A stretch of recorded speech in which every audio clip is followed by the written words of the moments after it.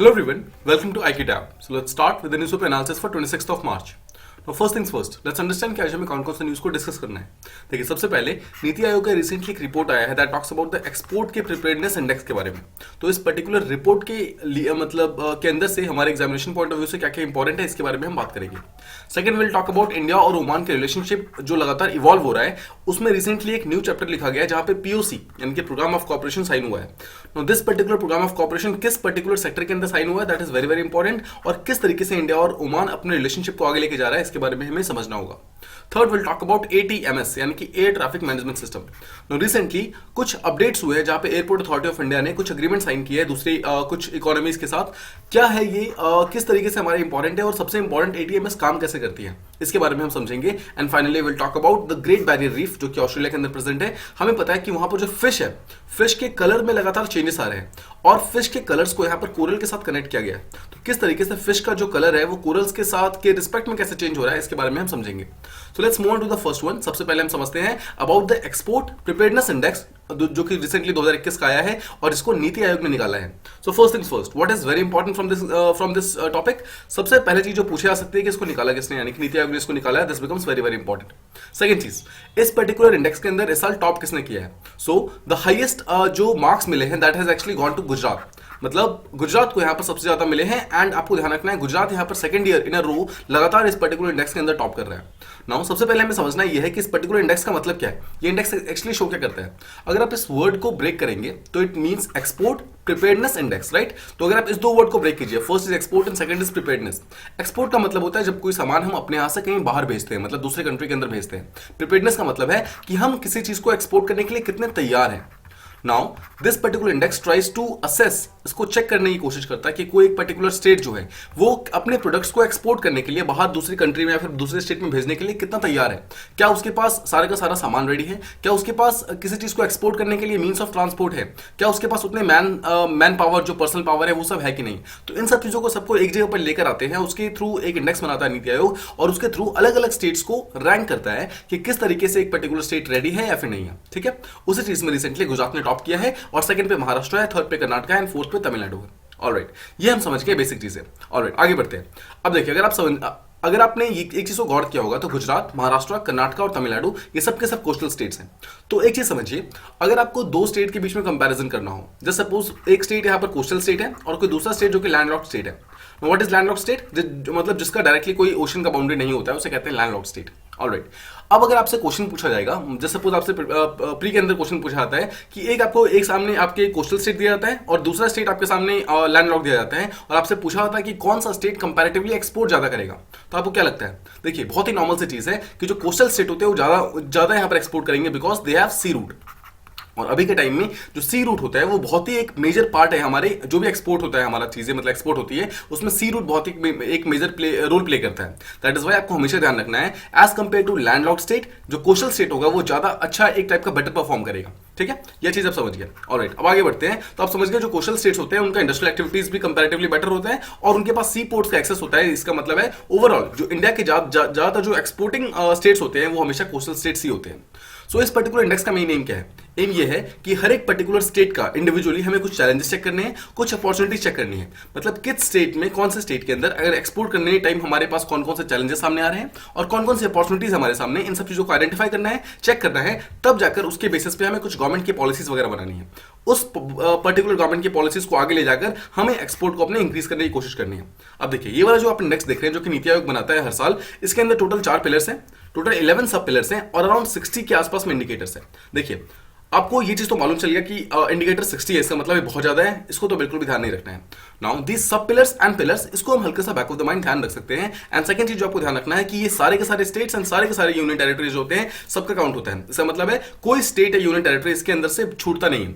मतलब सारे के सारे जो 28 स्टेट्स है और 8 यूनियन टेरिटरीज हैं सबके सब इसके अंदर इंक्लूडेड होते हैं। मतलब सबका एक टाइप का ग्रॉस वैल्यू निकालने की कोशिश की जाती है। Alright, fair enough. सबसे पहले हम देखते हैं कि 4 पिलर्स कौन कौन से हैं। First is policy, second is business ecosystem, third is export ecosystem and fourth is export का परफॉर्मेंस। इसका मीनिंग क्या है, पिलर्स का मतलब क्या होता है।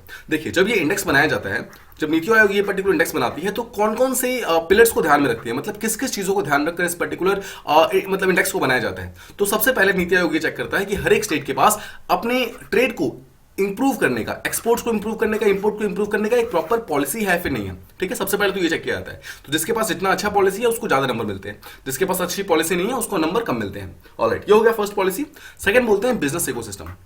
नाउ देखिए, हर एक जो स्टेट है अपना अपना जो बिजनेस करने का तरीका होता है वो उनका अलग अलग होता है, राइट। तो किस पर्टिकुलर स्टेट के अंदर जो बिजनेस का इकोसिस्टम है, मतलब बिजनेस करने का जो एनवायरमेंट है वो कितना एफिशिएंट है। एफिशिएंट का मतलब है कितनी आसानी से कोई पर्टिकुलर पर्सन वहां जाकर बिजनेस कर सकता है और कितने अच्छे तरीके से वो इन्वेस्टमेंट वगैरह को अट्रैक्ट कर रहे हैं। मतलब कि अगर कोई बाहर का बिजनेसमैन, जैसे सपोज कोई यूएस का बिजनेसमैन है, अगर इंडिया के अंदर आकर वो कोई ट्रेड वगैरह करना चाहता है, कोई बिजनेस करना चाहता है, तो किस पर्टिकुलर स्टेट के अंदर करेगा, कहां पर वो इन्वेस्टमेंट की तरफ अट्रैक्टेड होता है, उस चीज के लिए भी मार्क्स मिलते हैं। मतलब कि जिस स्टेट की तरफ वो ज्यादा अट्रैक्ट होगा उसको ज्यादा मार्क्स मिलेंगे, जिस स्टेट की तरफ वो कम अट्रैक्ट होगा उसको कम मार्क्स मिलेंगे। ऑलराइट, थर्ड फैक्टर यानी कि थर्ड पिलर, थर्ड जो पिलर है आपका, that is called as export का ecosystem.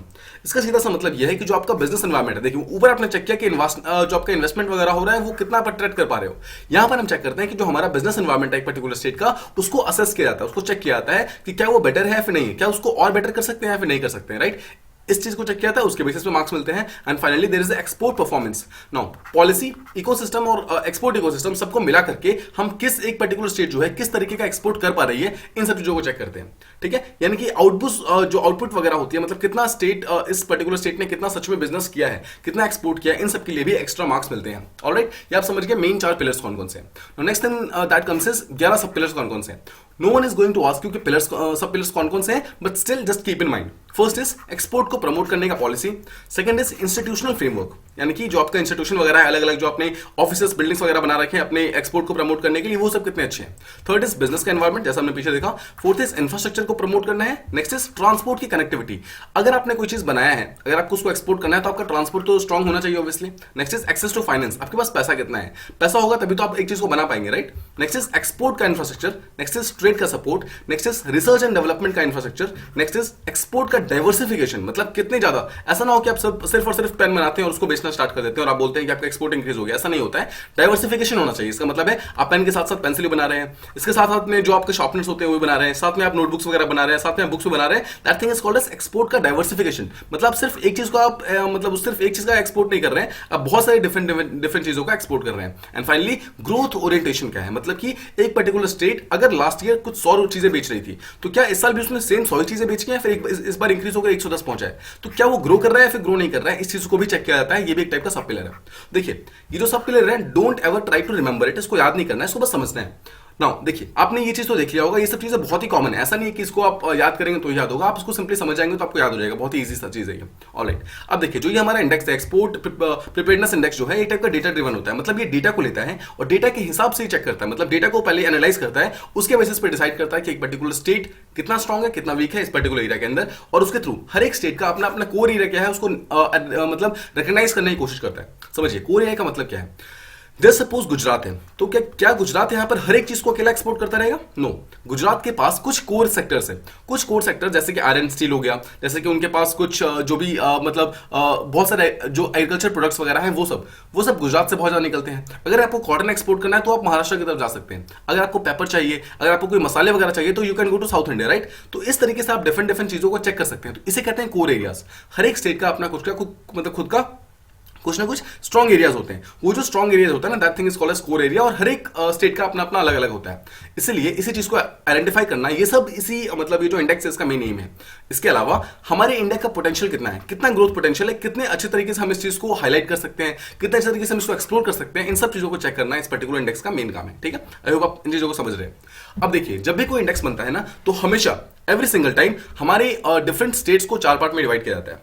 The first is Himalayan states, second is the coastal states, third is the landlocked states, and fourth is union territories.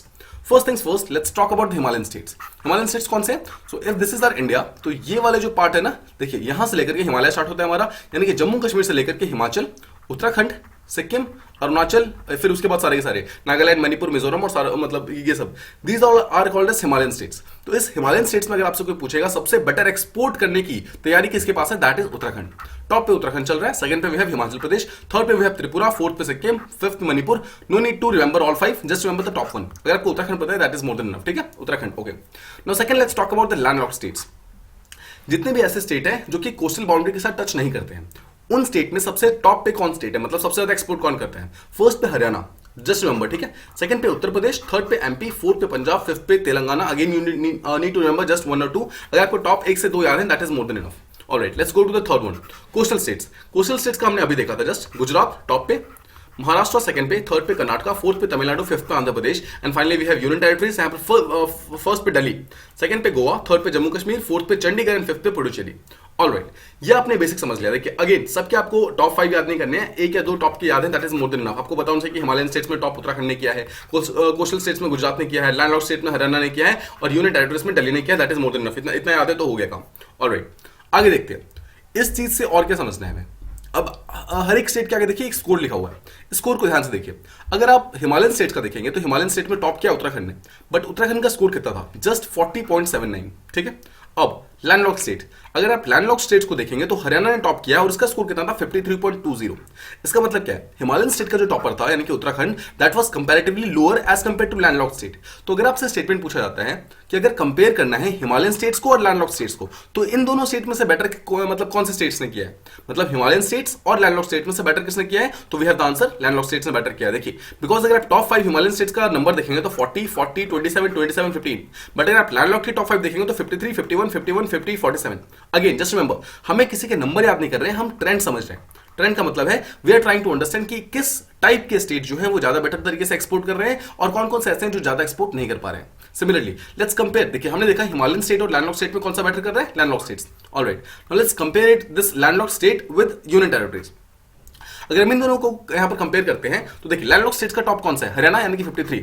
अगर आप union territory का top देखते हैं Delhi, that is 43। Again कौन सा better कर रहा है, लैंडलॉक्ड स्टेट जो है ज्यादा बेटर कर रहे हैं एज कंपेयर टू जो यूनियन टेरिटरीज है। कैसे, देखिए टॉप 5 देखते हैं, 53, 51, 51, 50, 47, बट यूनियन टेरिटरी का जो टॉप 5 है दैट इज 43, 41, 30, 28, 22, मतलब फार बिलो, राइट। ये यहां पर ही बेटर है, मतलब कि landlocked states are better than Himalayan states, landlocked states are again better than union territories. Now third thing, क्या लैंडलॉक्ड स्टेट्स यहां पर कोस्टल स्टेट से बेटर है, नो। आपको याद होगा स्टार्टिंग में मैंने बताया था व्हेनेवर कोस्टल स्टेट्स और लैंडलॉक्ड स्टेट्स को अगर आप कंपेयर करेंगे तो always and every time coastal states will be better because उनके पास सी एक्सेस है, राइट, सी का एक्सेस है। तो अगेन गुजरात के मार्क्स देखिए 78, 77, 61, 56, 50 टॉप 5 है ये सब। अब यहां पर देखिए 53, 51, 51, 50, 47। इसका मतलब है coastal states are far better as compare to landlocked states. अब अगर आप लैंडलॉक्ड स्टेट्स की बात करेंगे तो then we have union territories, then union territories and finally सबसे नीचे है हिमालयन स्टेट्स। तो अगर आपसे पूछा जाता है कि विच टाइप ऑफ स्टेट्स, देखिए मैं यहाँ पे नंबर मैं यहाँ पे किसी स्टेट का नाम नहीं पूछ रहा हूँ, I am talking about the general category. तो सबसे बेस्ट किसने परफॉर्म किया है, that is the coastal states. उसके बाद किसने अच्छा परफॉर्म किया, that is the landlocked states, ठीक है। उसके बाद किसने अच्छा किया है, यूटीज ने, और सबसे कम जो किया है दैट इज हिमालयन स्टेट्स ने। Just remember this particular thing, ये भी आपसे डायरेक्टली यूपीएससी प्रीलिम्स के अंदर पूछा जा सकता है कि क्या जो कोस्टल स्टेट्स है उन्होंने यूटी से बेटर किया है या फिर क्या यूटीज ने यहाँ पर इनसे बेटर किया है, किसने किससे बेटर किया है, क्वेश्चन आपसे पूछा जा सकता है। और ये बहुत ही इजी सा क्वेश्चन है। आई होप आपने इस चीज को देख लिया और आपने इसको समझ लिया, ठीक है। Now let's move on to the next one. यहां हम समझते हैं कि इस पर्टिकुलर इंडेक्स को बनाने का मतलब क्या है, सिग्निफिकेंस क्या है। तो एक चीज तो आप समझ गए, ये इंडेक्स बनेगा तो क्या होगा, हर एक स्टेट का जो परफॉर्मेंस है, एक्सपोर्ट का परफॉर्मेंस है वो बेटर होता जाएगा। ऑब्वियसली हर एक स्टेट कितना रेडी है कितनी रेडी नहीं है, इन सब चीजों को हम चेक कर सकते हैं। सेकंड चीज, अगर जैसे मान लीजिए गुजरात का मार्क्स यहां पर 78 के आसपास में है, तो आप देख सकते हैं कि जो बाकी स्टेट्स है वो कितना पीछे है कितना ऊपर है। इसका मतलब है गुजरात ने एक टाइप का यहां पर बेंचमार्क क्रिएट किया, तो इस बेंचमार्क को अब फॉलो कर सकते हैं महाराष्ट्र, कर्नाटक, तमिलनाडु, ये सब जो है अब इनको फॉलो कर सकते हैं। तो बेसिकली यहां तक पहुंचना है, एक टाइप का जो लिमिट है वो ये पर्टिकुलर इंडेक्स बताता है। अगेन हर एक स्टेट को इंडिविजुअली प्रमोट करने के लिए सब चीजें हेल्प करती है। थर्ड चीज, कोई भी पॉलिसी मेकर्स हैं, भले स्टेट के या फिर सेंट्रल गवर्नमेंट के, उनको अगर कोई भी पॉलिसीज वगैरह बनानी है, कौन कौन से ऐसे ऑब्स्टिकल्स हैं जो कि हर एक स्टेट फेस कर रही है, कौन कौन से ऐसे ड्राइवर्स है जो कि प्रमोट कर रही है, इन सब चीजों को चेक करने के लिए पर्टिकुलर इंडेक्स काम कर सकती है। अगेन हर एक स्टेट गवर्नमेंट को अगर कोई भी किसी भी तरीके का एक्सपोर्ट प्रमोशन पॉलिसी बनाना है तो अगेन ये पर्टिकुलर चीज जो है वो हेल्प कर सकती है उस पर्टिकुलर मतलब स्टेट की एक्सपोर्ट को, इंपोर्ट को, इन सब चीजों को इंक्रीज करने में। नेक्स्ट थिंग, इस पर्टिकुलर जो ये इंडेक्स अभी रिसेंटली नीति आयोग ने निकाला है उसके अंदर कोविड-19 के ऊपर एक स्पेशल चैप्टर लिखा गया है। यहां पर ये बताया गया है कि जो कोविड-19 है उसके कारण हमारे एक्सपोर्ट्स का कितना इंपैक्ट हुआ है, क्या ऊपर हुआ है, नीचे हुआ है, क्या हुआ है। एक चीज समझिए, कोविड के कारण हमारे जो एग्जिस्टिंग इकोनॉमिक स्ट्रक्चर्स थे वो सबके सब खराब हो गए, ये सब हम जानते हैं, राइट। हमारा जो ग्लोबल ट्रेड था, ग्लोबल इकोनॉमी था, वो सबका सब जो बहुत ज्यादा फ्रेजाइल हो गया, बहुत ही वीक हो गया। उसके कारण क्या हुआ, हम बहुत अच्छे तरीके से रिकवर नहीं कर पा रहे थे, राइट। ये सब चीजें बहुत है।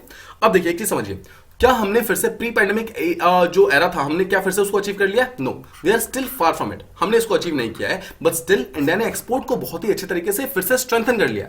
हम अभी तक फिर से पहले वाले पे नहीं पहुंच पाए हैं, बट कंपैरेटिवली बाकी स्टेट से अगर आप कंपेयर करेंगे, बाकी गवर्नमेंट से अगर कंपेयर करेंगे, बाकी नेशन से, तो उसके बेटर में हम काफी अच्छा कर रहे हैं। जैसे कि अगर आप देखेंगे 2021 में सिर्फ कुछ महीनों में, यानी कि देखिए 21-22 का जो कुछ महीने हैं उसमें हमने ऑलमोस्ट 37 बिलियन यूएस डॉलर का एक्सपोर्ट यहां पर इंक्रीज कर लिया है। अगर आप देखेंगे तो दिस सिर्फ एक महीने के अंदर का जो एक्सपोर्ट है वो हमारा 37% इंक्रीज हुआ as compare to the last year, right? That is far better as compare to, अगर पिछले साल का देखेंगे तो इस साल हमने बहुत बेटर किया है। तो इस तरीके से हम मूव ऑन करने की कोशिश कर रहे हैं, बट हम पूरी तरीके से हमने अचीव नहीं किया है। बट यस, जस्ट रिमेंबर कि अगर आपको ट्रेंड याद रखना है तो we have grown very substantially, very exponentially, और हमारा जो एक्सपोर्ट है वो काफी ज्यादा अच्छी तरीके से इंक्रीज हो गया है। Now let's try one question. 2010 के अंदर एक क्वेश्चन आया था, this is very similar question, मैंने इसको पिक करने की कोशिश की है, आप इसको ट्राई कीजिए। देखिए अगेन जिस तरीके से हमने यहाँ पर एक इंडेक्स के बारे में देखा, सिमिलरली एक इंडेक्स आया था उस टाइम 2005 का, मतलब एक बेसिकल रिपोर्ट आया था, special economic zone act 2005। Now ये पर्टिकुलर रिपोर्ट जो 2006 के अंदर आता है, उसका क्वेश्चन 2010 के अंदर आया था, ठीक है? उसके हिसाब से पूछा गया कि जो स्पेशल इकोनॉमिक जोन होता है, कौन कौन से ऐसे चीजें, कौन कौन से ऐसे ऑब्जेक्टिव है जो कि स्पेशल इकोनॉमिक जोन के अंदर आता है। नाउ इस स्पेशल इकोनॉमिक जोन अभी भी हमारे लिए बहुत इंपॉर्टेंट है, बिकॉज आपको याद होगा इसका अमेंडमेंट 2015 के अंदर आया था। तो ये चीज हमारे आज भी हमारे एग्जामिनेशन पॉइंट ऑफ व्यू के लिए इंपॉर्टेंट है। बट अगेन आप ट्राई कर सकते हैं इस पर्टिकुलर क्वेश्चन को कि किस तरीके से क्वेश्चन मूव ऑन करता है। तो फर्स्ट स्टेटमेंट इज, अच्छा okay, first of all the question is the special economic zone act 2005 which came into effect in February 2006 has certain objectives. What are the objectives ये बताने हैं, यानी कि in this context consider the following. First is development of infrastructure facilities, second is the promotion of investment from foreign sources, third is the promotion of exports of services only. Which of the above are objectives of this act? आपको correct answer ढूंढना है। 1 2 3 2 3 and 1 2 3 ये आपके options हैं। Just pause this video और try कीजिए इस चीज को अटेम्प्ट करने का। Alright, fair enough. आई होप आपने ट्राई कर लिया होगा। इसको हम इसका आंसर देखते हैं। देखिए सबसे पहले समझिए, we are talking about the special economic zone. Special economic zone आपने पढ़ा होगा, कुछ ऐसे एरियाज होते हैं जिसको एसईजेड डिक्लेयर कर दिया जाता है, जहां पर ट्रेड वगैरह काफी इंक्रीज करने की कोशिश की जाती है। सोचिए कोई भी ऐसा सेक्टर, कोई भी ऐसा प्लेस जहां पर आप अपने ट्रेड को इंक्रीज करना चाहते हैं। देखिए सिंपल समझिए कि जहां पर भी आप ट्रेड को इंक्रीज करेंगे वहां पर आप क्या करेंगे? क्या वहां पर आप अपने इंफ्रास्ट्रक्चर फैसिलिटीज को इंप्रूव करेंगे? क्या आप वहां पर डेवलप करेंगे? डेफिनेटली करेंगे, राइट? जहां पर आपका इंफ्रा डेवलपमेंट नहीं होगा वहां पर आप ट्रेड कैसे करेंगे? तो वन इज डेफिनेटली देयर। तो वन आपका सही है। इसका मतलब है या तो ये होगा या फिर ये होगा, ये आपका गया, ये आपका गया। अब अगर आप ऑप्शन देखेंगे तो 1 तो है आपका और 2 दोनों में है। इसका मतलब क्या है? 2 आपका ऑटोमेटिकली करेक्ट हो गया, मतलब promotion of investment from foreign sources. और ये बात भी सही है, अगर किसी पर्टिकुलर एरिया के अंदर आपको ट्रेड को इंक्रीज करना है तो आपको वहां पर फॉरेन सोर्सेज से आपको प्रमोशन भी चाहिए होगा, बेसिकली आपको इन्वेस्टमेंट भी चाहिए होंगे वहां पर। तो 1 and 2 सही हो गया ना। थर्ड थिंग, देखिए सारे का सारा क्वेश्चन जो है वो थर्ड स्टेटमेंट पे मतलब आ जाते हैं। अगर थर्ड स्टेटमेंट सही होगा तो आंसर ये होगा, अगर गलत होगा तो आंसर ये होगा। Let's see this, the statement is the promotion of exports of services only. Know just suppose आपको एक पर्टिकुलर जगह पे ट्रेड को इंप्रूव करना है। अगर आपको ट्रेड इंप्रूव करना है तो क्या आप वहां पर सिर्फ और सिर्फ सर्विसेज को इंक्रीज करेंगे? क्या सिर्फ सर्विस के एक्सपोर्ट को इंक्रीज करेंगे? क्या आप गुड्स को छोड़ देंगे? नो। अगेन ये ओनली वर्ड यहां पे गलत कर रहा है। Third statement is wrong. Third statement जैसे गलत होता है, the answer becomes first. 1 and 2 is the answer. बहुत ही सिंपल सा क्वेश्चन था। आई होप आपने क्वेश्चन को करेक्ट किया होगा। Alright, fair enough. Let's move on to the next one. यहां हम बात करते हैं इंडिया और ओमान के बीच में। इंडिया और ओमान के बीच में रिसेंटली एक प्रोग्राम ऑफ कोऑपरेशन साइन हुआ है। ये पर्टिकुलर जो प्रोग्राम है किस तरीके से काम करता है, क्या है, इसके बारे में हम समझते हैं। फर्स्ट थिंग्स फर्स्ट, देखिए ये प्रोग्राम ऑफ कॉपरेशन होता क्या है, इसको ब्रेक करते हैं। एक टाइप का प्रोग्राम है, मतलब दोनों के बीच में एक टाइप का एमओयू साइन हुआ है, एक टाइप का मेमोरेंडम ऑफ अंडरस्टैंडिंग साइन हुआ है, जो कि किसी एक फील्ड के अंदर कॉपरेट करने की बात की जाती है। जस्ट रिमेंबर, पीओसी का मतलब होता है किसी एक फील्ड के अंदर कॉपरेट होगा। And the field that has been decided is science and technology between the years of 2022 से लेकर 25, मतलब अभी से लेकर अगले 3 साल 2025 तक ये दोनों कंट्री यानी कि इंडिया और ओमान जो है साथ में मिलकर साइंस और टेक्नोलॉजी के फील्ड के अंदर साथ में काम करने की कोशिश करेंगे। ऑलराइट, आप ये समझ गए? तो आपने समझा साइंस और जो टेक्नोलॉजी का जो फील्ड था उसके अंदर प्रमोट कर रहे हैं। तो क्या इसका मतलब यह है कि पहली बार ये सब चीजें हो रही है? नो। इससे पहले 1996 में ऑलरेडी इंडिया और ओमान के बीच में ये पर्टिकुलर एग्रीमेंट साइन हो चुका था, बट ऑब्वियसली वो भी 3 साल के लिए था, वो वहां पर लैप्स हो गया था, बट उसके बाद हमने अभी तक रिन्यू नहीं किया था। फिर से हमने उसको 2022 में रिन्यू कर लिया है। Okay, no first things first, Oman के मैप के बारे में हमें क्या पता होना चाहिए? देखिए अगर आप समझेंगे, दिस इज हमारा इंडिया, इंडिया के बगल में Pakistan, this is Afghanistan, this is Iran, ठीक है? ईरान के बगल में देखते हैं, अगर आप इस कंट्री को देखेंगे, दिस कंट्री, और ये एक्चुअली जीसीसी की कंट्रीज है, गल्फ कॉपरेशन काउंसिल की कंट्रीज है। सारे के सारे मेंबर्स, अगर आप यमन को छोड़ दें तो सारे के सारे मेंबर्स जो हैं गल्फ कॉपरेशन काउंसिल के मेंबर्स हैं। ऑलराइट, देखिए यहाँ पर this is Saudi, this is छोटा सा आप देख रहे हैं, दिस इज यूएई। यूएई के बगल में अगर आप ये कंट्री देखेंगे, दिस इज ओमान। ना ये ओमान यही कंट्री है। तो ओमान और इंडिया आप देख सकते हैं डायरेक्टली सी ट्रेड से मतलब जुड़े हुए हैं। मतलब अरेबियन सी डायरेक्टली इंडिया को भी टच करती है, ओमान को भी टच करती है। That is why both countries के बीच में ट्रेड काफी अच्छा होता है। मतलब ऐसा नहीं कि ट्रेड अच्छा नहीं होता है, ट्रेड काफी अच्छा होता है। ऑलराइट, जो recently program of cooperation sign हुआ है वो हमने देखा कि साइंस एंड टेक के फील्ड में हुआ है। बट साइंस एंड टेक तो बहुत ही ब्रॉडर फील्ड है। तो साइंस एंड टेक के अंदर कौन कौन से फील्ड के अंदर हुआ है उसको हम समझते हैं। देखिए, सबसे पहले कुछ मेडिसिनल प्लांट्स, मतलब मेडिसिन जो प्लांट्स वगैरह होते हैं, प्लांट्स को यूज करके कुछ मेडिसिन वगैरह बनाना है, उसको प्रोसेस करने के लिए और दोनों ही कंट्री ने साथ में मिलकर काम करने का डिसाइड किया है। नेक्स्ट इज एयर क्वालिटी को मॉनिटर करना है और उसको मतलब बेटर बनाने के लिए कुछ न्यू इक्विपमेंट्स वगैरह बनाने हैं। थर्ड चीज, दोनों ही कंट्री साथ में मिलकर एक ऐसा इलेक्ट्रॉनिक प्लेटफॉर्म बनाएगी जिसपे दोनों ही कंट्री साथ में मिलकर कुछ नॉलेज वगैरह शेयर कर सकती है। ये समझ गया। फोर्थ, अब देखिए जितने भी small and medium size enterprise होते हैं, जैसे एसएमई बोलते हैं, उन सबको इंक्रीज करना है इन द सस्टेनेबिलिटी एक्सेलरेटर का बिजनेस जो होता है उसके अंदर। उसके लिए दोनों ही कंट्री अपने अपने एक्सपर्ट्स को भेजेगी। नेक्स्ट इज प्लास्टिक को यूज करके बायोफ्यूल बनाना है, बायो और डीजल का रिसर्च वगैरह करना है। इन सब चीजों के लिए भी दोनों ही कंट्री आपस में कोऑपरेट करेगी। नेक्स्ट इज ब्लॉकचेन का फील्ड और जो फाइनेंशियल टेक्नोलॉजी होता है। What is fintech? Financial technology basically जैसे पेटीएम हो गया, फोन पे हो गया, जिसके थ्रू आप अपना कोई फाइनेंस का काम वगैरह करते हैं। That thing is called as financial technology. ठीक है, सिंपल वर्ड्स में। ऑलराइट, तो ब्लॉकचेन टेक्नोलॉजी हो गई, फिनटेक हो गया, इन सब चीजों को यूज करके बेसिकली आगे प्रमोट करना, ये भी आपका इस दोनों के अंदर हो गया। Next is big data, coding, testing, stem. What is stem? Stem का सीधा सा मतलब है science, technology, engineering and maths. ठीक है, साइंस, टेक, इंजीनियरिंग, मैथ्स, ये चारों ही सेक्टर को इंक्लूड करके स्टेम बोलते हैं। तो बेसिकली आप देखा साइंस एंड टेक्नोलॉजी तो बहुत ही ब्रॉडर फील्ड है, बट उसके अंदर आप देखेंगे तो कौन कौन से फील्ड के अंदर कॉपरेशन हुआ है। तो ये सब वो फील्ड्स हैं जिसके अंदर दोनों कंट्रीज साथ में मिलकर कॉपरेट करने की कोशिश कर रही है। नाउ नेक्स्ट चीज, जो प्रोग्राम ऑफ कॉपरेशन साइन हुआ है उसके बीच में उसके अंदर एग्जैक्टली क्या बोला गया है? बोला गया है दोनों कंट्री एक दूसरे कंट्री के अंदर साइंटिफिक प्रोजेक्ट्स वगैरह लॉन्च करेंगे जो कि म्यूचुअल इंटरेस्ट का होगा। मतलब कोई ऐसी चीज जो कि इंडिया और ओमान दोनों को चाहिए, उन सब चीजों को लॉन्च किया जाएगा। नेक्स्ट चीज, दोनों ही कंट्री के साइंटिस्ट को, रिसर्चर्स, एक्सपर्ट्स, स्पेशलिस्ट जो है, इन सबको बुलाया जाएगा और कुछ सिलेक्टेड ज्वाइंट मतलब प्रोजेक्ट्स वगैरह के बीच में दोनों साथ में मिलकर काम करेंगे। नेक्स्ट इज, दोनों ही कंट्री साथ में मिलकर कुछ इंडस्ट्री वगैरह सेटअप करेंगे जो कि साइंस एंड टेक के डिफरेंट सेक्टर्स को आगे लेके जाएगा, रिसर्च एंड डेवलपमेंट का वर्क जो है उसको और ज्यादा प्रमोट करेगा।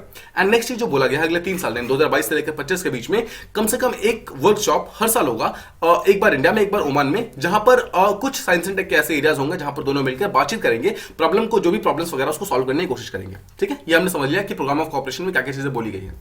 तो let's talk about the background कि एग्जैक्टली क्या हिस्टोरिकली हम दोनों कनेक्टेड हैं, इंडिया और ओमान, या फिर नहीं है। देखिए, आपने यहां पर समझा, फर्स्ट थिंग्स फर्स्ट, दोनों अरेबियन सी से कनेक्टेड है, यानी कि ज्योग्राफिकली दोनों कनेक्टेड है।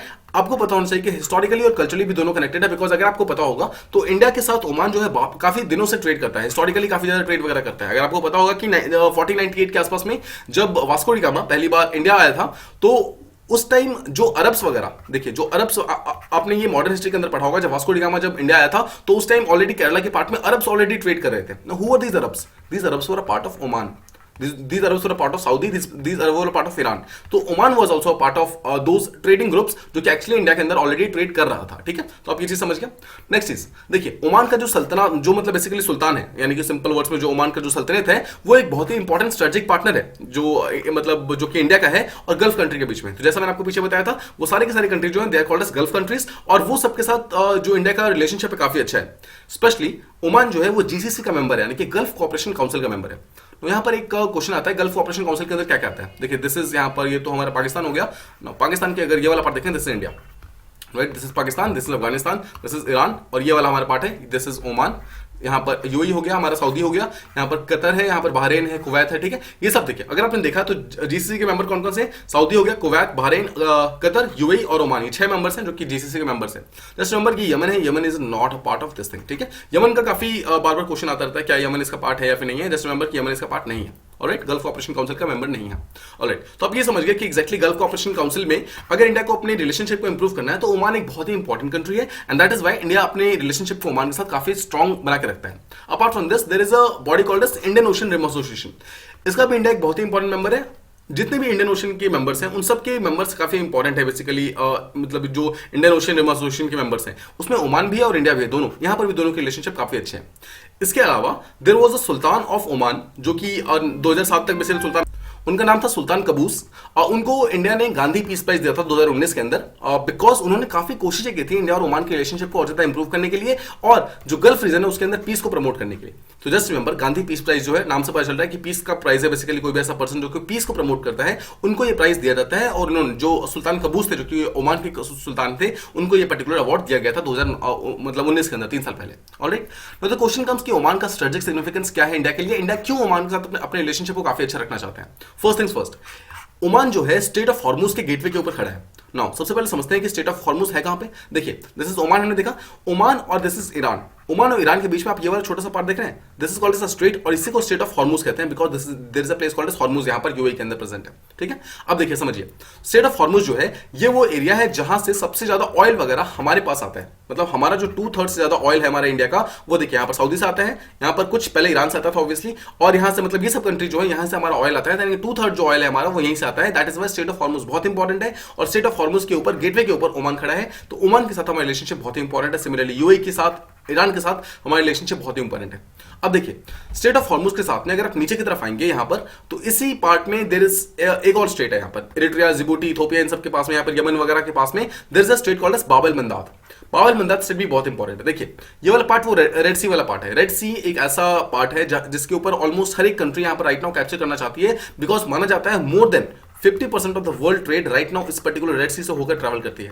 तो जो भी स्टेट है यहाँ पर जिसकी जो भी कंट्री इसके ऊपर पूरी तरीके से अपना कब्जा बना के रखेगी, मतलब अपनी पावर को यहाँ पर बना के रखेगी, उसको काफी सारा यहाँ पर रेवेन्यू वगैरह मिलेगा। दैट इज वाई हर एक कंट्री यहाँ पर चाहती है। बट राइट नाउ यहाँ पर सबसे ज्यादा पावर है वो ईरान का है और इस तरफ से इजिप्ट, सूडान आप देख सकते हैं, इरिट्रिया हो गया, जिबूटी हो गया, इनके काफी इंपॉर्टेंट पावर्स यहाँ पर है। तो जस्ट रिमेंबर कि स्टेट ऑफ हॉर्मूज हमेशा ऊपर है, एच देखिए ऊपर होता है और जो बाब एल मंदाब है वो नीचे है। ठीक है, तो एच ऊपर है, बी नीचे है। Just remember this thing. देखिए अब देख रहे हैं हॉर्मूज यहाँ पर ऊपर की तरफ है, बाब एल मंदाब इसके नीचे है। तो जस्ट रिमेंबर बिकॉज स्टेटमेंट आपसे इस तरीके से पूछा जाएगा कि क्या हॉर्मूज नॉर्थ में है या फिर बाब एल मंदाब नॉर्थ में है। और सेकंड चीज देखिए क्वेश्चन आपसे क्या पूछा सकता है कि जैसे सपोज कि एक पर्टिकुलर कंट्री है कोई, अगर वो इजिप्ट से ऑयल को लेकर के आ रही है तो वो कौन सा स्टेट को क्रॉस करेगी, क्या वो स्टेट ऑफ हॉर्मूज को क्रॉस करेगी या फिर क्या वो स्टेट ऑफ बाब एल मंदाब को क्रॉस करेगी। ठीक है, तो इस तरीके के क्वेश्चन आ सकते हैं। जस्ट रिमेंबर कि मतलब एच ऊपर है, बी नीचे है, आपको बहुत ही इजीली ये चीज क्लियर हो जाएगा। बहुत ही सिंपल सा क्वेश्चन है। ऑलराइट, फर्स्ट थिंग्स ये हमने समझा कि स्टेट ऑफ हॉर्मूज कहां प्रेजेंट है। तो हमने देखा कि ओमान जो है इस स्टेट ऑफ हॉर्मूज के बिल्कुल गेटवे पे खड़ा है और स्टेट ऑफ हॉर्मूज हमारे लिए इतना इंपॉर्टेंट है कि हम जितना भी ऑयल वगैरह इंपोर्ट करते हैं उसका ऑलमोस्ट 1/5 जो है यानी कि 1/5 जो ऑयल वगैरह है वो यहीं से मतलब ट्रैवल करता है, इस पर्टिकुलर स्टेट ऑफ हॉर्मूज से ट्रैवल करता है। इसके अलावा ऑयल के अलावा और भी बहुत सारी चीजें हैं जो कि यहां से ट्रैवल करती हैं। इसके अलावा बहुत सारे डिफेंस कॉर्पोरेशन हमने ओमान के साथ किया हुआ है। हमने कुछ मेमोरेंडम ऑफ अंडरस्टैंडिंग साइन की हुई है और ये मेमोरेंडम ऑफ अंडरस्टैंडिंग हमारा 1996 से लगातार चलता आ रहा है, जिसको हमने रिसेंटली 2021 के अंदर अपडेट किया था। आपको याद होगा हमने इसके बारे में बात भी की थी नवंबर 2021 के अंदर। ठीक है, इंडिया और ओमान ने दोनों के साथ में मिलकर अपने डिफेंस कॉर्पोरेशन को और ज्यादा स्ट्रेंथन किया था। नेक्स्ट चीज, एक सबसे इंपॉर्टेंट चीज ये है कि जितने भी गल्फ कॉर्पोरेशन काउंसिल के पीछे जो मेंबर्स देखे, सऊदी हो गया, राइट, ओमान हो गया, यूएई हो गया, कतर हो गया, जितने भी कंट्रीज हैं उनमें से Oman is the only country, सिर्फ एकमात्र कंट्री है जिसके साथ इंडिया अपने तीनों ही फील्ड्स में, मतलब आर्मी, नेवी और एयरफोर्स, तीनों ही फील्ड में अपने मिलिट्री एक्सरसाइजेस करता है। Again just remember gulf region में टोटल जितने भी कंट्रीज हैं उसमें से Oman is the only country जिसके साथ इंडिया आर्मी, नेवी, एयरफोर्स तीनों के साथ ही मिलिट्री एक्सरसाइजेस करता है। अपार्ट फ्रॉम दिस पीछे हमने देखा था कि इंडियन ओशन नेवल सिंपोजियम जो है उसके अंदर भी इंडिया और ओमान दोनों ही बहुत इंपॉर्टेंट पार्टनर्स हैं। And again this question can be asked कि इंडिया और ओमान कौन कौन से ऐसे स्ट्रेटेजिक ग्रुप्स हैं जिसमें कॉमन मेंबर्स हैं, कॉमन पार्टनर्स हैं। ठीक है, अब यहां पर देखिए अगेन यूपीएससी प्रीलिम्स 2016 के अंदर एक बहुत ही सिंपल सा क्वेश्चन पूछा गया था। ठीक है, इसको आप ट्राई कीजिए। Question is which of the following is not a member of gulf corporation council. तो आप देख सकते हैं क्वेश्चन कितने मतलब नॉर्मल क्वेश्चंस भी आते हैं। ऐसा नहीं कि प्रीलिम्स के अंदर सारे के सारे क्वेश्चन बहुत ही टफ होंगे। अराउंड देखिए माना जाता है कि 25 से 30 क्वेश्चन तो ऐसे होंगे जो विच आर मतलब consider to be low hanging fruits, जिसको आप बहुत ही इजीली सॉल्व कर सकते हैं। अगर आपको सिंपल मेंबरशिप पता है तो आप देखिए बहुत ही इजीली आप जीसीसी के मेंबर्स को बता सकते हैं। अभी हमने पीछे जीसीसी का मैंने मैप इंक्लूड भी किया था, आपको याद होगा। Just try to solve this particular question, बहुत ही ईजी है। ऑलराइट, सो आई होप आपने इस चीज को ट्राई किया होगा और आपको इसका आंसर अब तक मालूम चल गया होगा। देखिए फर्स्ट थिंग्स फर्स्ट, हम ओमान के बारे में बात कर रहे हैं। हमने लगातार बात की कि ये गल्फ कॉर्पोरेशन काउंसिल का मेंबर है, इसका मतलब ओमान तो हो नहीं सकता। नाउ क्या सऊदी इसका मेंबर है? देखिए अगर आपको सऊदी का पता है तो आपको ऑटोमेटिकली इसका आंसर मालूम चल जाएगा। यस, सऊदी इसका मेंबर है बिकॉज आप जानते हैं जहां पर ओमान प्रेजेंट है, ओमान के जस्ट बगल में जो लार्जर कंट्री है दैट इज सऊदी इटसेल्फ। तो Saudi is a member of this thing. Now आप जानते हैं कि सऊदी, आपको याद होगा कुछ दिनों पहले हमने शिया और सुन्नी के बारे में बात की थी, राइट? तो मैंने आपको बताया था कि सऊदी और ईरान जो है दोनों के बीच में बिल्कुल भी बनती नहीं है। जिस पर्टिकुलर ग्रुप का पार्ट सऊदी होगा उसका ईरान कभी पार्ट नहीं होता है। Just remember this thing. Future के लिए आप याद रखिए, अपने प्री के लिए, मेंस के लिए, हर चीज के लिए याद रखिए, जिसका भी मेंबर कभी भी सऊदी होगा ना, कभी भी ईरान उसका मेंबर नहीं होगा। सिमिलरली ईरान जहां पर मेंबर बनता है वहां पर सऊदी कभी मेंबर नहीं होता है, बिकॉज दोनों एक दूसरे को बिल्कुल पसंद नहीं करते हैं। अगेन, जैसे ही सऊदी इसका मेंबर है, ईरान इसका मेंबर हो ही नहीं सकता है। The answer is Iran, because it is asking कौन सा मेंबर नहीं है। आंसर इज आस्किंग नॉट ना कि कौन कौन जीसी का मेंबर नहीं है। तो अगेन आंसर इज ईरान। बहुत ही सिंपल सा क्वेश्चन था ये। आई होप आपको इस चीज का आंसर सही मिल गया होगा। Alright, fair enough. ये हमने पहले दो टॉपिक जो थी हमने उसको डिस्कस कर लिया। Now let's move on to the next one. यहां हम बात करने वाले हैं एटीएमएस यानी कि एयर ट्रैफिक मैनेजमेंट सिस्टम के बारे में। अगेन बहुत ही सिंपल सा टॉपिक है, आप इसको ध्यान से समझिए। हुआ क्या है, हमारी बॉडी है एयरपोर्ट अथॉरिटी ऑफ इंडिया, उसने साथ में मिलकर एक अग्रीमेंट साइन किया है विद बेल यानी कि भारत इलेक्ट्रॉनिक्स लिमिटेड के साथ अग्रीमेंट साइन किया है, जहां पे एयरपोर्ट अथॉरिटी ऑफ इंडिया और जो बेल है दोनों ने साथ में मिलकर एक इंडिजीनियस मतलब इंडिया के अंदर ही एयर ट्रैफिक मैनेजमेंट सिस्टम बनाने की बात की गई है। इसी चीज के लिए जितना भी रिसर्च एंड डेवलपमेंट वगैरह होने वाला है, उसी चीज के लिए दोनों ही बॉडीज ने साथ में मिलकर अग्रीमेंट साइन की है। First things first, airport authority of India India का है और बीएल भी इंडिया का है। इसका मतलब है यहां पर कोई भी इंटरनेशनल पार्टनर्स नहीं है। That is why we are saying this is totally indigenous, मतलब पूरी तरीके से ये भारत के अंदर बनने वाला है। सेकंड चीज, बेल और एआई यानी कि एयरपोर्ट अथॉरिटी ऑफ इंडिया और जो भारत इलेक्ट्रॉनिक्स लिमिटेड है, दोनों साथ में मिलकर जो बॉडी बनाएंगे, जो एयर ट्रैफिक मैनेजमेंट सिस्टम बनाएंगे, उसका नाम डिसाइड किया गया है that it will be called as a C यानी कि सिविल एटीएमएस यानी कि air traffic management system. Just remember, civil air traffic management system इसको बोला जाएगा, जिसके अंदर कुछ बहुत ही एडवांस फीचर होने वाले हैं। उसमें से एक ये होने वाला है that there is going to be advanced surface movement guidance and control system. मतलब कि कोई भी पर्टिकुलर प्लेन जो कि सरफेस में मूव करे या फिर ऊपर हवा में रहे, दोनों को एक गाइड और कंट्रोल करने के लिए सारी की सारी पावर्स एटीएमएस के पास रहेगी। नाउ क्या होता है एटीएमएस, आपको मैं थोड़ी देर में समझाऊंगा, बट शॉर्ट में आप समझ गए। आई होप कि civil air traffic management system को बनाने की बात की जा रही है between airport authority of India और जो बेल यानी कि भारत इलेक्ट्रॉनिक्स लिमिटेड है, दोनों के बीच में। ठीक है, अब यहां पर एक टाइप का ग्राउंड सर्विलेंस सिस्टम है जो कि बेसिकली एयरपोर्ट के ऊपर ट्रैफिक वगैरह को रिड्यूस करेगा। नाउ समझते हैं इसको एयर ट्रैफिक मैनेजमेंट सिस्टम को समझाने से पहले मैं आपको शॉर्ट में समझाता हूं कि एग्जैक्टली ये है क्या। इसको ब्रेक कीजिए। एयर मतलब हवा, ट्रैफिक मतलब ट्रैफिक, सिंपल मतलब जहां पर भीड़ वगैरह लग जाती है, राइट। तो एयर के अंदर भीड़ ना लगे उसी चीज को मैनेज करने का सिस्टम है। Know just suppose this is the road. आप नॉर्मल जो रोड वगैरह देखते हो वहां पर रोड है, ठीक है। आप देखते हैं कि जस्ट सपोज व्हीकल्स यहां से मूव कर रही है, यहां से मूव कर रही है, यहां से मूव कर रही है और यहां से मूव कर रही है। Now what is the procedure that is done ताकि इस पर्टिकुलर जो डिफरेंट व्हीकल्स हैं उसका आपस में एक्सीडेंट ना हो। उसके लिए क्या करते हैं, यहां पर बीच में एक बड़ा सा पोल लगा करके उसके ऊपर एक रेड लाइट लगा देते हैं, रेड लाइट, ग्रीन लाइट, जो येलो लाइट वो सब लगा देते हैं। सिंपल वर्ड्स में एक ट्रैफिक लाइट्स लगा देते हैं लोग। नाउ ये जो ट्रैफिक लाइट लगाते हैं वो कहीं ना कहीं इस चीज को चेक करने की कोशिश करते हैं कि जिस टाइम ये पर्टिकुलर व्हीकल आगे की तरफ मूव करेगी वो सामने से ना आए, ये वाले सामने से ना आए। सिमिलरली जब ये मूव करेगी तो ये सामने से ना आए। तो इस चीज को जो मैनेज किया जाता है that thing is called as traffic management system. तो जो हम ट्रैफिक लाइट्स देखते हैं उसको अगर आप ब्रॉडर सेंस में देखेंगे that thing is called as traffic management system. Now this is for roads. इसी चीज को अगर आप अपग्रेड करके एयर लेवल पे लेके जाएंगे तो that thing is called as air traffic management system. Now short में समझिए, अगर ग्राउंड का जो ट्रैफिक है उसमें क्या क्या होती है, we have bus, we have cars, we have cycles, we have motorcycles, ये सब चीजें, राइट। सिमिलरली जो एयर ट्रैफिक मैनेजमेंट सिस्टम है उसमें क्या होगी, we have aeroplanes.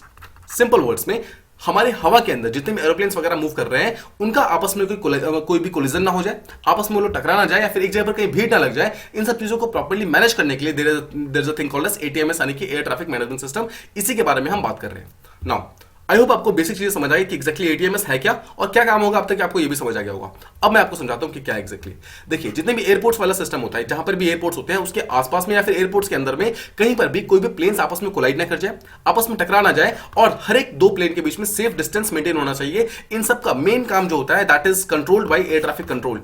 ATC tower होता है। एटीसी टावर किस तरीके का दिखता है मैं आपको दिखाता हूं। देखिए इस तरीके का दिखता है। अगर देखेंगे इस तरीके का एक टाइप का मतलब इस तरीके का एक टाइप का टावर होता है। बिल्कुल टॉप पे यहां पर ये लोग ऑफिस होता है उसके अंदर बैठे होते हैं एंड दे एक्चुअली मॉनिटर, वो लगातार मॉनिटर करते रहते हैं, लगातार वो चेक करते रहते हैं, प्रोग्रेस चेक करते रहते हैं कि एक पर्टिकुलर जो प्लेन है वो किस पर्टिकुलर रास्ते पे मूव कर रहा है और दूसरा कहां से जा रहा है, कहीं कोई आपस में दोनों को कोलाइड तो नहीं कर रहे हैं, कितने डिग्रीज मूव कर रहा है, कितने डिग्रीज ऊपर नीचे जाना है। हर एक चीज यहां पर एटीएमएस जो है ट्रैफिक मैनेजमेंट सिस्टम है वो हर एक टाइम 24/7 जब तक वो प्लेन हवा में होती है उसके साथ लगातार कांटेक्ट में रहता है ये particular system. Just remember this thing, एक सेकंड के लिए भी उन दोनों का जो कनेक्शन होता है वो ब्रेक नहीं होता है। दोनों कंट्री का जो मतलब दोनों ही जो बॉडी है, यानी कि एक एरोप्लेन जो कि हवा के अंदर है और नीचे जो एयर ट्रैफिक मैनेजमेंट सिस्टम है, दोनों का कांटेक्ट हमेशा बना रहता है। इसको सिंपल वर्ड्स में एटीसी बोलते हैं, एयर ट्रैफिक कंट्रोल सिस्टम बोलते हैं। यही चीजें इन सबको मेंटेन करता है। तो आप समझ गए मेन काम क्या है। दो प्लेन्स आपस में टकराने चाहिए, इनके कोलाइड नहीं करने चाहिए और लगातार ऑर्डरली फ्लो में मूव करने चाहिए। नाउ क्वेश्चन कम्स कि कौन कौन सी टेक्नोलॉजीज को यूज करते हैं, कौन कौन से सिस्टम्स को यूज करते हैं। देखिए, no one is going to ask you कि कौन कौन सी टेक्नोलॉजीज एटीसी के अंदर काम करती है, बिकॉज देखिए ये बहुत ही टेक्निकल सा हो गया, but still we should know, ये बहुत ही सिंपल सी चीजें हैं। देखिए, सबसे पहली बात तो सरफेस पे किस तरीके से प्लेन मूव कर रहा है और सर्विलेंस करना है, इसके लिए सबसे पहली चीज तो होनी चाहिए रडार्स। सेकंड चीज, we should have holographic radars, different type के रडार्स है, not important. Third is navigation surveillance systems होने चाहिए, जो वॉइस कम्युनिकेशन का कंट्रोल सिस्टम है वो सब होने चाहिए। Then we should have ultra high frequency और वेरी हाई फ्रीक्वेंसी, दोनों के ही हमारे पास कम्युनिकेशन सिस्टम होने चाहिए।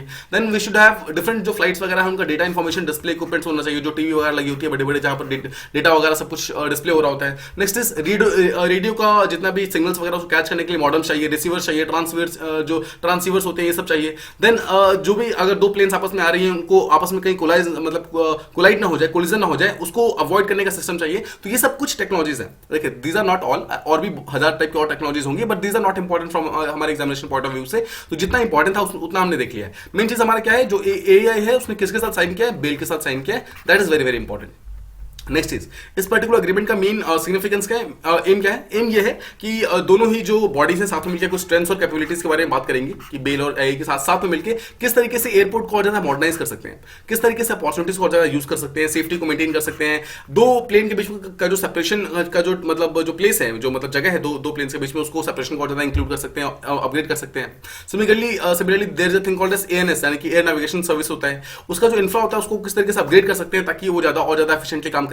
ये सब चीजें जो हो रही है हम इसलिए कर रहे हैं ताकि हमारा जो आत्मनिर्भर भारत है उस चीज को हम प्रमोट कर सके। बेसिकली हमारा जो राइट नाउ जो एयरपोर्ट अथॉरिटी ऑफ इंडिया है वो बहुत ज्यादा डिपेंडेंट है फॉरेन पावर्स के ऊपर, और डिफरेंट कंट्रीज से हम चीज़ों को खरीदते हैं, उसके बाद हम उसको यूज करते हैं। तो ये सब चीज़ें ना हो, हम खरीदना ना पड़े, हम अपने चीज़ों को खुद से बनाएं, इसी चीज़ के लिए ये सब चीज़ें बनाई जा रही हैं। तो आई होप आप जो भी ATEMS है उसको आप समझ चुके होंगे। सिंपल क्वेश्चन जो आ सकता है कि AI जो है एयरपोर्ट अथॉरिटी ऑफ इंडिया किसके साथ यहाँ पर ये पर्टिकुलर एग्रीमेंट साइन कर रहा है। लास्ट टॉपिक, यहाँ हम बात करने वाले हैं फिश और ग्रेटर बैरियर रीफ के बारे में। क्या फेड हो रहा है, क्या हो रहा है एग्जैक्टली, इसके बारे में समझते हैं। फर्स्ट थिंग्स फर्स्ट, देखिए क्लाइमेट चेंज लगातार हो रहा है, ग्लोबल वार्मिंग हो रहा है, उसके कारण हो रहा है, क्या हो रहा है, ओशन हीट अप हो रही है। अगर ओशन हीट अप हो रही है तो जो कोरल्स वगैरह हैं वो लगातार ब्लीच हो रही है। नाउ क्या आप कोरल ब्लीचिंग जानते हैं? What is coral bleaching? देखिए, इस टॉपिक को समझने से पहले मैं आपको कोरल ब्लीचिंग समझाता हूं। शॉर्ट में बहुत ही सिंपल सा टॉपिक है। आई होप अपने एनवायरमेंट के अंदर टॉपिक कंप्लीट कर लिया होगा, but still let's revise this topic. Okay, सबसे पहले समझते हैं कि कोरल्स होते क्या है। देखिए, कोरल्स आर नथिंग, कोरल्स जो बच्चे मतलब एक टाइप का जो मतलब जब वो बचपन होता है, बेसिकली कोरल्स का मतलब जब वो फॉर्म करते हैं, they are called as polyps. ठीक है, polyps.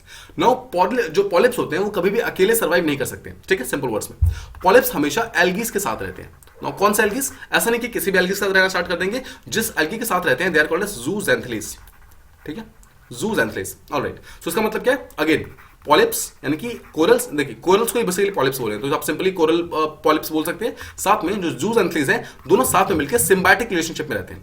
What is symbiotic relationship? Symbiotic relationship एक ऐसा रिलेशनशिप होता है कि मैं तुम्हें कुछ दूंगा, तुम मुझे कुछ दो। सिंपल वर्ड्स में मतलब दोनों ही सामने वाले कुछ ना कुछ देते हैं।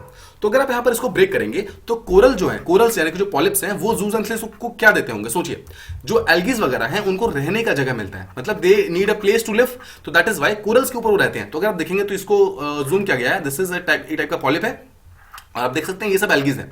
तो बेसिकली एल्गी, ये जो कोरल्स है, कोरल्स के ऊपर एल्गीज रह रहे हैं। So algae get a place to live, simple words में। ठीक है, सो एल्गीज को क्या मिला यहां पर? उनको रहने का जगह मिल गया।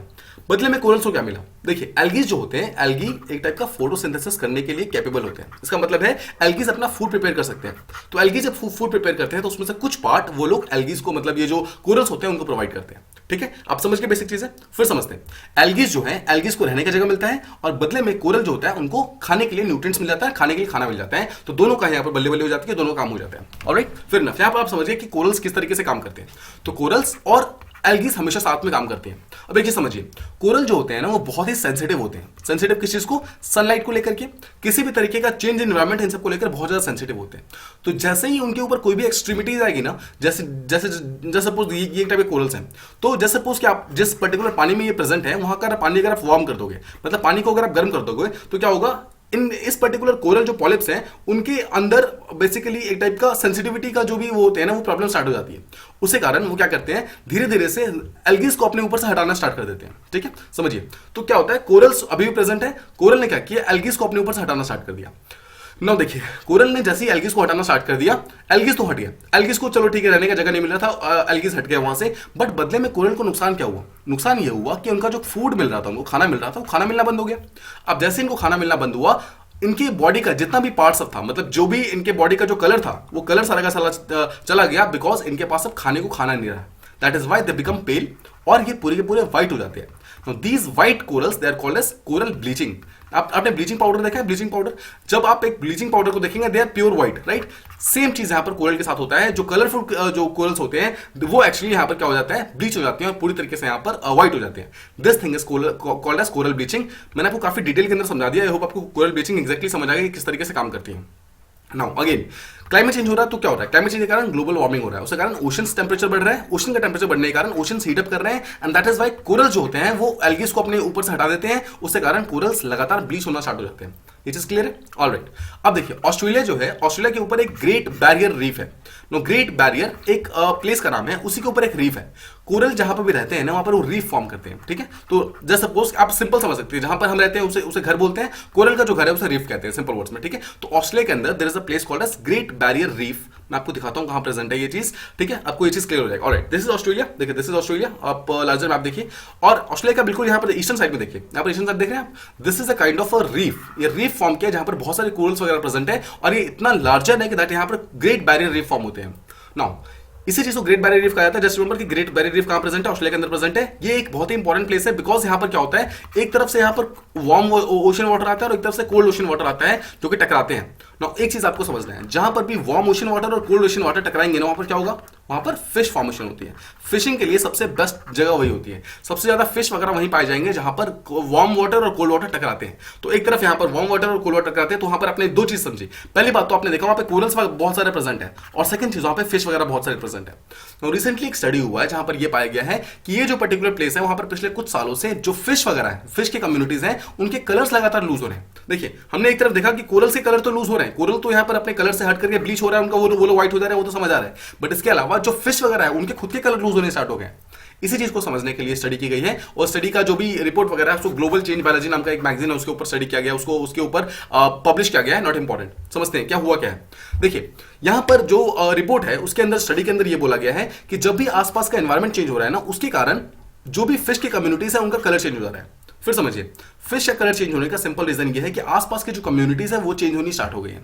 तो यहां पर देखा गया है जो फिश का कम्युनिटी का जो कलर डाइवर्सिटी हो रहा है, जो भी चेंज हो रहा है, वो बेसिकली लिंक कर सकते हैं जो आसपास का एनवायरमेंट है, उस एनवायरमेंट के कलर चेंज के कारण, या फिर जो उसका एनवायरमेंट है उसके कुछ मतलब पार्ट्स है वो जो चेंज हो गए हैं, उसी पर्टिकुलर एनवायरमेंट के चेंज होने के कारण यहाँ पर जो फिश है उनकी भी पूरी तरीके से कलर वगैरह चेंज होना स्टार्ट हो गया है। अगर आप ध्यान से सोचेंगे तो ग्रेट बैरियर रीफ के आसपास में सबसे ज्यादा डोमिनेंट में क्या है? That are corals.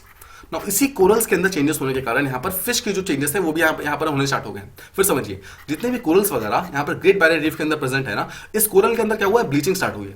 Bleaching start होने के कारण क्या हुआ? अच्छा, एक चीज और, कोरल की ब्लीचिंग यहाँ पर ऐसा नहीं कि अचानक से स्टार्ट हो गई। कोरल की ब्लीचिंग अराउंड 5-6 साल से चल रही है। यहाँ पर ऑस्ट्रेलिया के अंदर काफी दिनों से कोरल ब्लीचिंग हो रही है बिकॉज ऑफ ग्लोबल वार्मिंग। उसके कारण लगातार कोरल का जो कलर है वो चेंज हो रहा है। अब वहां पर पहली बार ऐसा देखा गया कि कोरल की कलर चेंज होने के कारण यहां पर जो फिश वगैरह प्रेजेंट है, फिश के कलर भी चेंज होने स्टार्ट हो गए हैं। जहां पर जो पहले ब्राइट और बहुत सारे डाइवर्स कलर के फिश वगैरह हुआ करते थे, अब वो रिड्यूस होकर सबके सब व्हाइट कलर के फिश होने स्टार्ट हो चुके हैं। इसका मेन रीजन क्या है? द मेन रीजन इज कि ग्लोबल एनवायरमेंटल चेंज, लगातार जो ग्लोबल लेवल पे एनवायरमेंटल चेंज हो रहा है उसके कारण ये सब चीजें हो रही है। जहां पर जितने भी ग्रेट बैरियर रीफ, यानी कि जो ऑस्ट्रेलिया के अंदर जो ग्रेट बैरियर रीफ प्रेजेंट है, वहां पर जितने भी फिश कम्युनिटीज थी, उनके जितने भी कलर्स वगैरह हैं, वो लगातार उसके ऊपर इंपैक्ट होना स्टार्ट हो गया। तो आई होप आपको ये चीज समझ आ गई कि रिसर्चर्स ने ये बताया है कि जो फिश है और कोरल्स है वो आपस में इंटर रिलेटेड कहीं ना कहीं लग रहे हैं, बिकॉज कोरल की चेंजेस होने के कारण यहाँ पर फिश चेंजेस होने स्टार्ट हो गए। अच्छा, can this be the other way round? क्या ऐसा हो सकता है कि फिश के चेंजेस के कारण यहाँ पे कोरल चेंजेस हो रहे हैं? नो, बिकॉज कोरल चेंजेस यहाँ पर ऑलरेडी काफी सालों से हो रहा है, उसके कारण अब जाकर फिश चेंजेस होने स्टार्ट हो गए हैं। तो मतलब कोरल यहाँ पर कॉज है और फिश जो है वो यहाँ पर इफेक्ट है। तो this is kind of cause effect relationship. तो ऐसा मतलब ये उल्टा नहीं हो सकता, ऐसा नहीं हो सकता कि फिश चेंज हो रहा है इसके कारण कोरल हो रहा है। सिंपल वर्ड्स में, कोरल चेंज हो रहा है उसके कारण ही फिश चेंज हो रहा है। Don't ever get confuse. UPSC इसी के अंदर कंफ्यूज करेगा कि क्या फिश के कारण कोरल चेंज हो रहा है या फिर कोरल के कारण फिश चेंज हो रहा है। नाउ, जितने भी ऐसे फिशेस वगैरह जो कि पहले अभी तक ग्रीन और येलो कलर के फिशेस वगैरह प्रेजेंट थे, वो लगातार ड्रॉप होने स्टार्ट हो गए। इनके कलर्स यहाँ पे पूरी तरीके से हट गए और ये सबके सब व्हाइट कलर के होने स्टार्ट हो गए। ठीक है, सबके सब जो फिश वगैरह है। नेक्स्ट इज 1998 में से पहले भी एक बार ग्लोबल लेवल पे कोरल ब्लीचिंग इवेंट हो चुकी थी, और उस टाइम भी फिश की कम्युनिटी के जो कलर वगैरह था वो बहुत ही सिग्निफिकेंटली ड्रॉप हो गया था। बट उस टाइम किसी को समझ नहीं आया था कि एक्जैक्टली कलर ड्रॉप क्यों हुआ था। बट 1998 से जो स्टडी होनी स्टार्ट हुई थी, फाइनली जाकर 2022 यानी कि अभी जाकर वो स्टडी मतलब कंप्लीट हुई है। अब जाकर लोगों को मालूम चला है, जो साइंटिफिक कम्युनिटी थी, अब जाके उनको मालूम चला है कि एक्चुअली जो भी कलर्स वगैरह जो ड्रॉप हो रहे थे, उसका मेन रीजन एक्चुअली ये था कि जो कोरल से आसपास में उनकी जो भी ब्लीचिंग वगैरह वो इंक्रीज हो गई थी, and that is why fish के जो कलर्स वगैरह हैं वो भी यहाँ पर डाउन होने स्टार्ट हो गए थे। तो आई होप आपको समझ आ गया। वंस अगेन 2022 में देखा गया है कि ब्लीचिंग फिर से यहाँ पर स्टार्ट हो गई है ग्रेट बैरियर रीफ के आसपास में, एंड दैट इज वाई, अच्छा ब्लीचिंग का रीजन क्या है? ब्लीचिंग का जैसा रीजन मैं आपको पहले समझाया था, अगर आसपास का जो भी कंडीशन वगैरह वो चेंज होगा, जैसे कि आसपास का जो ओशन टेम्परेचर है वो लगातार राइज हो रहा है, उसके कारण ये बेसिकली जो रीफ वगैरह है उसके कलर भी चेंजेस हो रहे हैं, और उसके कारण जो फिश वगैरह हैं वो लोग भी बहुत अच्छे तरीके से सर्वाइव नहीं कर पा रहे हैं। तो आप समझ गए? तो आपने एक चीज समझ लीजिए, जब भी हीट वगैरह होगा ना, जब भी आसपास में ओशन टेम्परेचर बढ़ेगा, तो हो सकता है कि बहुत ही कम ब्लीचिंग हो, बट हो सकता है कि बहुत ज्यादा ब्लीचिंग भी हो, तो माइनर से सीवियर हो सकता है, depending on the type of coral, कौन से टाइप के कोरल वगैरह प्रेजेंट है वहां पर। तो ये थे हमारे चारों टॉपिक्स। आई होप आपको चारों चीजें प्रॉपर्ली और डिटेल के अंदर समझ आ गई होंगी। आज के कुछ क्वेश्चन है जो आप ट्राई कर सकते हैं। The first question is, on a whole the landlocked states have done better than union territories in export preparedness index 2021, true और फॉल्स? आप कौन सा ट्रू फॉल्स में दे रहे हैं? Second is again true false statement. The statement is, if a particular state is not performing well in the export index, the central government has the power to impose penalty on it. ये आपको answer देना है true false के format में। Third is, India and Oman have signed the POC in which field? कौन से जो recently जो यहाँ पे प्रोग्राम ऑफ कॉपरेशन साइन किया गया, कौन से फील्ड के अंदर साइन किया गया? Next is, if a ship is coming to India through Red Sea, which state will it have to cross? कौन सा स्टेट क्रॉस करेगा अगर वो रेड सी के थ्रू आ रहा है तो? ठीक है, इजी है। Alright, next is, which two bodies have signed agreement to develop upgraded ATMS, air traffic management system को अपग्रेड करने के लिए कौन से दो बॉडी ने मिलकर साइन किया है? Next is, what is the linkage between corals and the colour of the fish in the oceans? Link क्या है इसके बारे में आपको बताना है। ये आपके आज के क्वेश्चन है, जो कल के क्वेश्चन थे उसे हम देख लेते हैं। द फर्स्ट क्वेश्चन वाज कि does the president satisfaction to impose emergency comes under the ambit of judicial review? Yes, it comes under the judicial review. आप सबने इसका बिल्कुल सही आंसर दिया था, and this is very very important, just remember this particular fact. Next is, if lead is accumulated in human body, कौन से part में वो स्टोर होगा? That is teeth and bones. Again आपको याद रखना है, ऐसा कोई भी पार्ट जहां पे कैल्शियम प्रेजेंट है वहीं पर हमेशा लेड यहां पर एक्यूमुलेट होता है, बट एक्चुअली वो पाए जाते हैं हमारी पूरी की पूरी बॉडी के अंदर। ठीक है, अफेक्ट कर सकता है हमारी पूरी बॉडी को, बट स्टोर वो सिर्फ टीथ और बोन्स के अंदर ही होता है। Next is, which part of a human body needs to be tested to find the quantity of lead? Quantity कहां पर मालूम चलेगी? That can be find only through blood. क्यों? बिकॉज देखिए, अगर टीथ और जो हमारे बोन्स है उसके अंदर कोई चीज स्टोर्ड है, but if it is actually going to lungs या फिर लिवर की तरफ जा रहा है तो कैसे जाएगा? That will only go through blood. इसलिए ब्लड के अंदर जो भी इसकी चीजें हैं वो सब इसके क्वांटिटी वगैरह मालूम चल सकती है। Next question, tulip and daffodils किस टाइप के स्पीसीज थे? They are the species of flowers, और आप जानते हैं कि जो ट्यूलिप फेस्टिवल होता है कहां पे होता है? श्रीनगर के अंदर प्रेजेंट होता है। Next question is, which countries are common to G7, European Union और नेटो? तो आपको याद है G7 की, देखिए अब G7 को पकड़िए, US, UK, Canada, France, then we have Germany, we have Italy and we have Japan. तो सबसे पहले आप किसको निकाल देंगे बाहर? ओके, सबसे पहले हम निकालते हैं यूएस को, बिकॉज हम जानते हैं जो यूएस है वो यहाँ पर ईयू का पार्ट नहीं है, तो यूएस को बाहर निकाल दीजिए।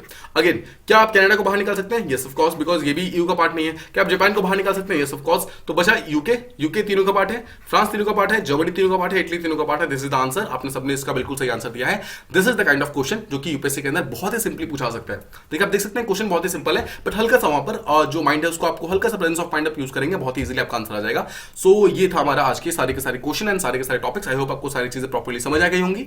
आई hope you are trying to अपनी जो भी चीजें कंप्लीट की आप उसको लगातार रिवाइज कर रहे हैं। अगर किसी कोई भी चीज बची हुई तो उसको जल्दी से जल्दी कंप्लीट कीजिए और उसको रिवाइज करने पे जल्दी से जल्दी लग जाएगा। ऑलराइट, अच्छा, जो भी करंट अफेयर्स वगैरह हैं, just try to complete it off, सबसे पहले आप 1 साल का कंप्लीट कीजिएगा, उसके बाद try to move it to back around 1.5 years, और उसके बाद अगर आपके पास टाइम होता है तो ट्राई टू मूव अराउंड 6 महीने पहले।